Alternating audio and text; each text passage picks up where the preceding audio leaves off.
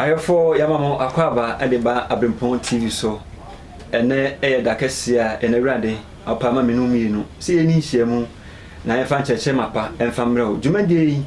yatunde se spiritual clinic huhumu ayesabia kesia pa enye asemketoa dwumadie we na se TV ubetimi ehu e YouTube na videos ahodo wo nyina so wotimi like yede beba bia nso no so wotimi enya bia hwe na timi abo dada setremu ene ebo enkomo ebedi nkomo bebre na onyame edifo kese nso na yenya no ene ne bebo nkomo na wacheche niam ma betimi aboa yen ama yen so dada ma setremu bia nso timi akonkan niam enkoyi emfama nyina no onyame akwa beboa yen na wache kwan tene a ne yeso yebetimi afaso na bibia nso atimi akọ enkan so atimi edema se misika ye no like ya YouTube na videos bi ade ba bia nso no osu timi hwebi na fa bi nso ebo obra na bibia nso ntimi enko enkan fama ho ene topic ya de ba no ade a ebetimi aboa o e ka se yoke ana burden eno nso no e ka burden bi ade a enkunua bi ana se ohaw bi amanie bi ena dawo ana yoke ni nyina no ebefa na yatimi apensen niema mu ama onyamidi fo nso ado bible no masuko na otimi aboaye na bibia nso atimi akọ so ede amaye nti ntwa ya homra na ene onyame edifo ntimi ento adwumadi nso emfama me akoa episcopal Dr. Aboagye enene enehia na ebedi enkomo semsika ye no onyamidi fo kese pa ne yenya no ewo kasa mfunyini so ene bo sofo anyame akwa me ma akwa ba na apom etese nyame adomoko ya nyame ase bra ya bre pa sana ne nsaka we mi gidi se de reba no obo nya botira chichi mu ama ya na hwefo so mo hweye no omo so etimi anyo mo honti ase ne me bi enkoyi nso no omo so etimi ati ase eye e sama akwa ba bi medase semre yenhwe enne ewiase se ne enema siko abrabom mu ene enema eko adwumadie no ekase bibi yoke ewo brofo kase ma na poto kase ma yoke no ase ne sei good medase mema ahwefo ahwe Abrempon TV echia obia esro tumfo nyankopon asom bi senka obia medase ma this topic ubisame yakase yoke na yakasafa adesoa yoke anase burden na ise yakasafa adesoa yakasa adesoa na ise adea emuodu okay na twika kase eden obi ekom no so ehye no so etene so na ise any friends yoke anase burden na se itimi ewu bi ama no ba wiase timi nyini but still na how da no so yes my main cousin we say in famra the life of the people of Israelites Israel for ebe share yoke and burden we say ase obra obu aye wo no obetom okay obra no nim se ekwan be nam kwan bi so no obetom ti bra Israel for ko dinku asomu no on se omukọ atetiye mu fa obre mu ni oyaw mu ye ko wo ebinum wo ho okay omo ye ko wo no mo ho no sa ha no a ne Misrim for the show mu so no o be fam okay because o ma me no na ko ye but na yo mo na ko but because o se ma me do ma kontino de o ma mo fam bi okay ti e ka yoke anasa burden na ya dia me it me free I want to aso ko si I want to aso it me dini panya handipa okay it is yoke anasa burden adesoa ya ka se sunsumu adesoa let me put it sunsumu adesoa na say ya dia honhom bi ana tumi bi na dia soa wo obi na dia yire wo ya wo ni ho so wo dia yire wo mpo wo soa okay it eno na ya na efri hin na eba eye mem fon so ana se de usika ye na no ana se eja nam tetefo no eni na bi o maye eda ho ena ma ye nso sa no anu esunsun so ba ye so ana good on say emre bi dru ya o my Ghana for ko di nkoaso mu that slave trade yeah ta won ko slave trade on say ne ye do mu ye ne o ma bebre na nneɛma yɛ dɔm yɛ nya deɛ ɔno no pɛ ne yɛde ne yɛ ɔhaw ateteyɛ a ɔmo nam nyinaa nɛ obi wɔ hɔ a yɛatɔn no nam yɛtɔn no yɛtɔn no sɛ yɛmfa no nkɔkɔ nkoaso no ne yɛatɔn no na watɔn no sɛ momfa no nkɔ ɛti wohwɛ the life of Joseph a Joseph ne nua motɔn no ɛti wɔbrɛ Joseph kɔ fa mu Joseph nyɛde nkɛ ne to amena mu afei ɔkɔduru Pharaoh fie yɛne kɔto prison because onuama tɔn no sɛ yɛmfa no nkɔ ɛti yɛkɛsɛ bed na nasɛ yoku a obu a sɛbi oburu sɛbi nyado sɛbi ɔkɔnto fia bɛyi fa bɛyi dɔm kaprekyɛ obi hunu hyɛbrɛ papa ekuta a otimi tɔn wabrabɔ no na wakɔgye ɔhaw ɛde abɛsoɔ eti yɛtumi tɔn obi apɔm de akɔgye yare abrɛ no eti yare ɛkɔ etwi kɔ brɛman ne nyinaa bi da no so that's a burden abɛsoa no te sɛ ade no ɛso no ya ɔyɛ hwee ade biara da no ɛso no yɛwɔ anneɛma bi wɔ ha ebi wɔ ha wo betimi ayɛ na akɔtwe saa deɛ naba ebi ni sɛ deɛ memetimi ayɛ na obetimi ayɛ na akɔtwe bibi aba no ɛyɛ sɛ mede mo ho bɛfa mo ho sɛ me no nam sɛ sia na wɔ sika obi adam sɛ mo sika so ɔte ase ɛyɛ sɛ mpanimfo bu bi sɛ wayɔnko ɛne awofa aboa asoroboa ayɔnko a ɔkɔtɔkora ya na nkɛ ewiem ɔte ase enti sɛ woyɛ ɔdefoɔ na mmɛbɛfo ayɔnko a na me no nam obi adam sɛ ɛbɛbɔ ho yɛ te sɛ wadamfo ne despite ɔte ase yeah that's it enti sɛ wokɔfa atai adamfo nso a obi anim sɛ so oyɛ krɔmfo mo enti deɛ ɛwɔ obi soɔ no odo ho kɔfa no bitimi ba ɛna bi si Yona penso Yona na was burden was nome nome na so no nti ɔkɔtena hyɛ no mu no ɛka hyɛ mu foɔ no ɛmo mu dwa o madidi nyina o mu yi dwa nyina to gu ɛponum and so still na Yona ka ho nti no na ahaw ne da so so mu nti mentwa no yɛmfa sɛ accident sisi sɛ nome wo bi so no ɔte car ni mu a na hyɛn ni mu a etimi ka o mu a etimi ka o bia yes wo nyi nyame ni na se nyame nsa wo so etimi affect that is why I import ayonkofa mu awariye mu yanware just like that okay because bu wa no me aso no wonya ware ne pɛ no abraba apem okay wodwuma timi sɛe wo sika sɛm timi sɛe eti yoke na bed na there was so many sources of fire day eba these are some of the things bishop yan hwe ebia na obi ewo ho ohun se bia how bi eda no so na se bia o kwa tete bi me sai nipa no ebesina deliver no ho obe deliver ho wo ha no ya wo ha no wo tie wo ho da bi every sample che bia me fan se wa kenkan ni me bi ehun se bia we se wo tie o ya wo fa we ya obetina ya sai nipa no na se hunhum ma asem me am tie se bia bibi ha no hunhum ma na bia nyame difo bia kan se bia wo se we ha na fa we ya o de bebo wa me metima ya age me ho dabi okay mu nchechi yes nkonua ana burden okay yade a spiritual authority bi ene de beto obi so na wo adeso ane so no untimi nsua wo ho okay I can say osafo mo untimi ensua wo ho eti bra Israel fo ko dim ko asomo no na Israel for doso nipa over billions of people but already I can say mo mesene ko already Moses say go and deliver my people so who are no me who are this was you can't deliver yourself unless someone who has spiritual authority to come and deliver you. Rather than that, you can't deliver yourself. And the nipa ebu mu say me Christo ni me bomb pa ya metie he obedi akosha mountains I 30 days fasting 90 days fasting na so ba the problem here dey e wo ho because untime nje wo ho bed say ya chekere wo okay ya de yare ya chekere wo ya de ohia chekere wo ya de adwuma say ya chekere wo na bed wasane wo obi e de abanka ba gu ne nsa no ono anko gu nsa untime nsa no ho unless someone come and lose you okay eti one kasa no untumi nyadan ensa no ho hwe bra Lazarus yet Lazarus ekoto abodan no mo no okay so they say Yesu pie ho no what see am for Lazarus come out and immediately he heard the voice of the authority no Lazarus came out okay bia no wu yes he came out Now, and then say, "Can't bed now make a mitchum."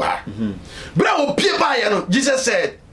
"Loose him and let him go." Okay. That's John chapter 11, verse 44. Was a month son, no? I don't know as a Lazarus son, because he has a child. He's under yoke. He's under burden. Ubi and a son. Yes, he has a child. I just open a child. It also been a headache. A son, you have a child. Want to miss out. And to the boy, but I'm going to be a Christian. Me cartons. Me bumper in the meeting. What bumper 2000 minty? Because we have to tell. You are such a attitude. Do you know such a wasano? Okay. I know here you go party for Yamia for me to send me. The radio for a swagger. There's Obia and a master. Oh, Obia will get to me no. Okay. What do you say? Say, you know, no more by the coronavirus. Coronavirus, I'll pay. Only to me for to say. A bit me I cannot afford. Sir. Okay. There's a Bruno. Yes. Will be what? Everything me no. That's they say you New York no. Let's say you soon more. You mean diphobia. And a bit to me a deliver be or sa yokun. Dabi. Ansana. Nyame beji Israel for no. Nyame shada Moses. Okay. I prepare Moses. Nyame for Moses no Moses 40 years. No 40 good years. Nyame said ne kwatena jentro prepare no for another 40 years and some obedi Israel for him. Enti enye obi biara nye obi o yes friend won say so for biara na betime deliver obi. Enti dey say amakwa say ni ba bra ya fed up. They are sick and fed up of prophets and the ministers of God these days because my prophet A, my prophet 2, my prophet 5.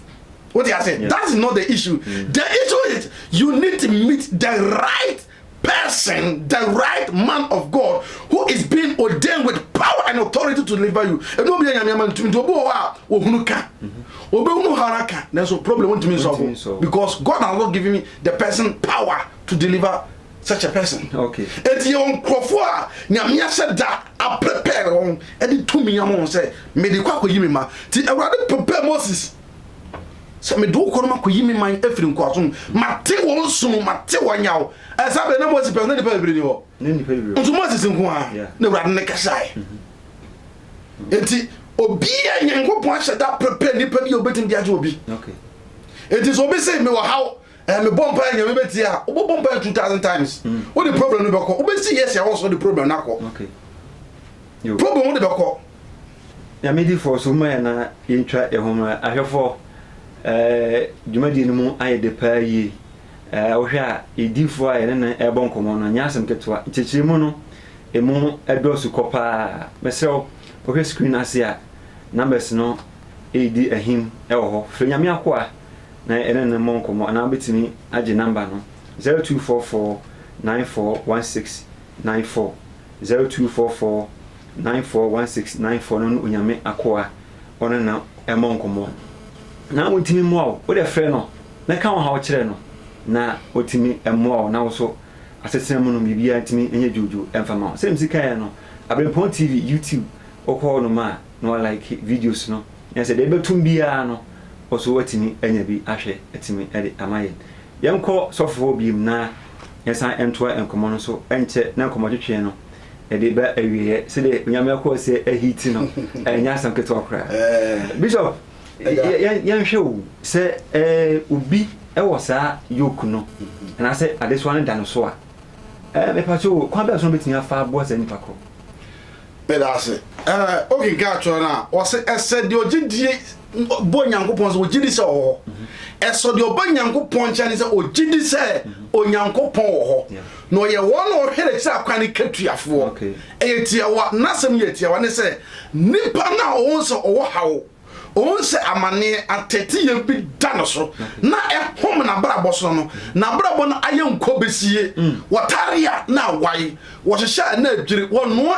koko a na mu ahye wono nsu na mu ahye oton koko a na waboka no se ni pa na kana komanto no yem. Okay. Obu o hemi says you took kwa kwatena kwantium for 20 years 15 years 5 years 10 years ontimi nyahwe wontimi achieve hwe because ya the burden bi ayi atono so ya the nkwamna bi ayi atono se ni bana kana komanto ne yam na ni obeya nse obefa numbers na wo screen no na wa frɛ me nyame akoa asomdwe nkan mi hu wo Abrempon TV na me awoni e tiawa okay o say yesu no muduru ho no ti o yesu no muduru ho no obusa say ehemfa na Lazarus wo okay omsi na bodan ni na say wow how that so obusa yes what you say no na be do yime nase ananya me ye wadom ti o da bia me kan say mo say o bom paye ase wade say wade jimi firi me ha o me boy ni ye jimi firi mu adwuma me ye ye sika to me say ma na ahye wade jimi firi mu na say nyankopon ye wadom na say wo hwam wo television so a jampire ne bo jampire ne ye den bo anamba no jaibo nyankopon abo ne wo bo ne mpire no nyame yi ne bofo ama okay nyame ba de we besi ne nyame wo ye bibia bio de obaye bia o ye de fa ne nkrofo so enti wonya hwam so hwam sabe how amane no atra yade na tra so ache obi payefo de awoba wonya bi me ka asem bi ye ka wo a awo nyame de dome ma na say ye ubo bibia how ato no so no yes wo say obebre wo onyinsam mu wa wo mu bebre onyinsam mu bebre ndi e curse or dia curse ma but yo eno me mpa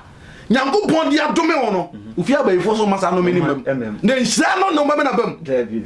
tio awrade sa curse me ma wo say wo be san wani mu fifire ansa na wadidi eye curse nyame a curse wo so be san wani fifire na so be say wo adwuma ma anya bi no wasa wani fifire o mo atana do sa to dem fem tio eno me mpo no o so ma ne mom na nhira no me na bam enti eno na wo hu sa no me wo abrabo mu a unse de ko no enko yie nyame akọ ampa no me nyame ka so adome mema no se ye bebre ansa na edidi no bre no mpo se ma me mere no medidi enti ne nyame akọ a ma me mfrew me ha woni na wura de fam so no okay nyame di for era wase da ekonhwe na eba wi ya enesa na enche na adwumadi no so e de aba awie se msika ye no ko YouTube na like Abrempon TV na ye monkomo na ene o hwe se de bishop won ye fe na so me won ye fe a nipa bi na ache etwa ye ntare kama se pa anya se to boss ba fashions ono ena odress kama ne e dia betna dima de de ba wi ya no odifo o last words ana on se me twa to na fe ye hwe ba bi ya Susan de body ho no ebefa yo me dance me se me twa to me kan dia che odipa bi a o hwe me e wo Abrempon TV ni se onka na koma nto yam onka na koma emfa nto yam empanifo se achia emui esna bebu nyina ede de ente nyankopon ma wu ye ne se wonya nhia mentu omo ompeso bewu opese oni mi hia ansa na oyi ha oni amane na firu so na wuwu wura chi no wuwu chi ayefe okay watu kwan akotena kwantum adwumasam aye bisi basa watu mse mufie ho bia nkoso abrabom uso fio aware no enkoye mo bia ye wura obo fie mo wura ma sabe man wani munyam wachinyam na nso aware abom se deso dwonso abo abo akọ on kana kuma mfanto ne yem no ndi on fa numbers na go screen no obu ha sabe eburu sabe nyado tama no otwe mpana no na otimi nyinsan ewo be ma bon tre anu wanyam na nso aware ye no aware awo no ateko okay on kana kuma mfanto ne yem enti no woni nyame akọ nyame somfo ehia no awurade befa no so aboa na agena mo hawo amane na firi so na de obayen so bo hwe screen na so hwe screen na numbers no ene guo no fa numbers no WhatsApp number ho normal call o de fa number no ne fre onya fre bepe nyame efa no so astic sound wote bia mo hawo na amane na to e dey etwa etiawa nyame di for ebere wase me da ase ja na da kofo so me gidi se ebe san hia bi me da ase ahefo ha ene mrema kwan edi dwumadi na nso edi esi Abrempon TV